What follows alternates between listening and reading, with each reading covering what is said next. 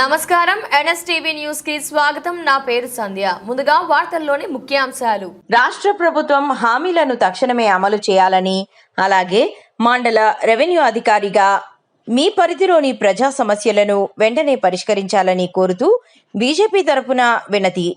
రాష్ట్రంలో అధికారంలో ఉన్న కాంగ్రెస్ ప్రభుత్వం ఎన్నికల సమయంలో ప్రజలకు అనేక హామీలు ఇవ్వడం జరిగింది. కానీ వాటిలో ఏ ఒక్క హామీ కూడా ఇప్పటి వరకు పూర్తిగా అమలు కాలేదు అని తెలిపారు.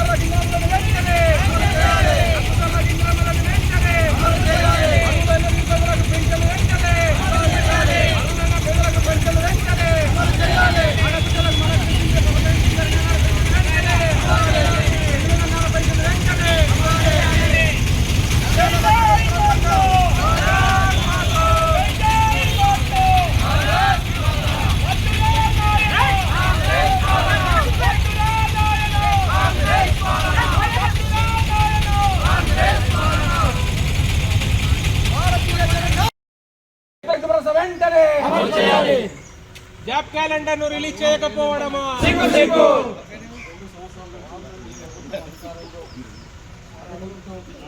అబద్ధాలతో ప్రజల్ని మోసగిస్తూ ఎప్పటి వరకు ఏ ఒక్క హామీని నెరవేర్చకపోవడం. ఇది మీ ద్వారా కలెక్టర్కి సెక్రటేరియట్ పోయి ఈ పథకాలను వెంబడే లబ్ధిదారులకు అందాలని మేము ప్రజల తరఫున మేము నిర్దేశించడం, మీరు కూడా ప్రజా సమస్యలు పరిష్కరిస్తారని మనస్ఫూర్తిగా కోరుకుంటున్నాం. ఒకసారి ఈ సమస్యని సాగర్ సార్ మీరు జనతా పార్టీ, భారతీయ జనతా పార్టీ. నవీపేట్ మండలంలోని ఎంఆర్ఓ తహసీల్దార్ గారిని కలిసి అలాగే రోడ్డుపై రస్తాకో చేయడం జరిగింది. ఏదైతే 2.5 సంవత్సరాలు గడుస్తున్న కాంగ్రెస్ ప్రభుత్వం ఇచ్చిన హామీల్ని నెరవేర్చకపోవడం, అబద్ధపు హామీలతో గద్దెనెక్కడం జరిగింది. ఈ హామీలని నెరవేర్చక ప్రజల్ని ఏమార్చి ఇయ్యాల రేపు అని 2.5 సంవత్సరాలు గడిచిపోతున్నాయి. ఇంకా 2.5 సంవత్సరాలు అయితే వాళ్ళ పదవి కాలం కూడా పూర్తవుతున్నది. ఏదైతే 6 గ్యారంటీలని చెప్పి ఇప్పటికీ కూడా ఒక గ్యారంటీని కూడా నెరవేర్చకపోవడం చాలా సిగ్గుచేటు భావన. అందుకోసమే ఈ ప్రభుత్వానికి వ్యతిరేకిస్తూ ఈరోజు మా భారతీయ జనతా పార్టీ కార్యకులందరూ రోడ్డు రస్తాకో చేయడం జరిగింది. రైతు భరోసానే ఏంటి, నిరుద్యోగ వృద్ధి ఏంటి, వితంతువులకు పింఛన్లు, వృద్ధులకు పింఛన్లు 4,000, 6,000, ఏదైతే మహిళలకు 2,500 అని, మహిళలకు తులం బంగారం అని, ఇలాంటి ఎన్నో దుర్మార్గమైన కార్యక్రమాలు అవన్నీ ఇవన్నీ చేస్తామని చెప్పి ఒక్క పని కూడా చేయకపోవడం సిగ్గుచేటు భావనగా భావిస్తున్నాం. ఈ ప్రభుత్వంతో ఒక్కటే ఎక్కడ కూడా చిత్తశుద్ధి ఉంటే తక్షణమే మీరు ఇచ్చిన హామీల్ని నెరవేర్చాలా.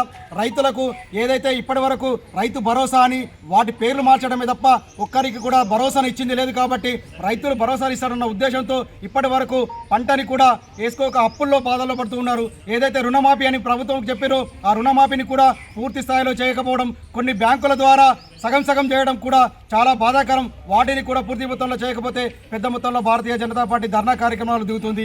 ఇదైతే ఈ మొన్న వరద బాధితుల సందర్భంగా మా నవీపేట మండలంలోని ముంపు గ్రామాలైనటువంటి ఒక 6 గ్రామాలు దెబ్బతిని పంట నష్టపోవడం జరిగింది. సుమారు 2,000 ఎకరాలు పంట నష్టపోయినా కూడా ఇప్పటి వరకు ఒక్క అధికారి కూడా వీచేసి చూడడం తప్ప ఒక్క రాజకీయ నాయకుడు కూడా ఇప్పటివరకు ముందుకు రాలేదు. ఇక ప్రభుత్వానికి ఒక్కటే ఉద్దేశించి చెప్తున్నాం, మీరు ఏదైతే ఇచ్చిన హామీలు కానీ ప్రభుత్వం ప్రకృతి వల్ల వచ్చిన ఇబ్బందులకు కానీ ఒక్కదానికి కూడా మీరు ఆదుకోని పరిస్థితిలో ఉంటే మీరు ఎందుకు అధికారంలో ఉండి ఒక్కటే తక్షణమే తక్షణమే భారతీయ జనతా పార్టీ మీకు ఒకటే ఇస్తాం.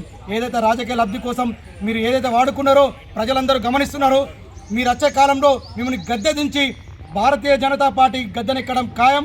భారతీయ జనతా పార్టీ ఏదైతే మోడీ గారి ప్రభుత్వంలో 3 సార్లు ఇప్పటికీ కిసాన్ కానీ ఏది తీసుకున్నా కూడా వారు అనుకున్న ప్రభుత్వం నుంచి పథకాలు ప్రతి ఒక్కటి నెరవేరుస్తూ ఈరోజు మేము ముందుకు వచ్చారు. కాబట్టి రానున్న రోజుల్లో భారతీయ జనతా పార్టీని, కాంగ్రెస్ పార్టీని గద్దెదించడమే భారతీయ లక్ష్యంగా ముందుకు సాగుతామని ఈ సందర్భంగా ఎంఆర్ఓ గారికి వినతి పత్రం ఇవ్వడం జరిగింది.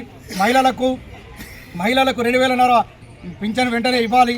అలాగే వృద్ధులకు 4,000 చేయాలి, వృద్ధులకు 4,000 చేయాలి, వికలాంగులకు 6,000 చేయాలి. ఎక్కడెక్కడైతే మీరు వచ్చి నుంచి ఒక్క పింఛన్ కూడా ఇవ్వలేరు వాటిని కూడా తక్షణమే అమలు చేయాలని ఈ సందర్భంగా ఎంఆర్ఓ గారికి చెప్పడం జరిగింది.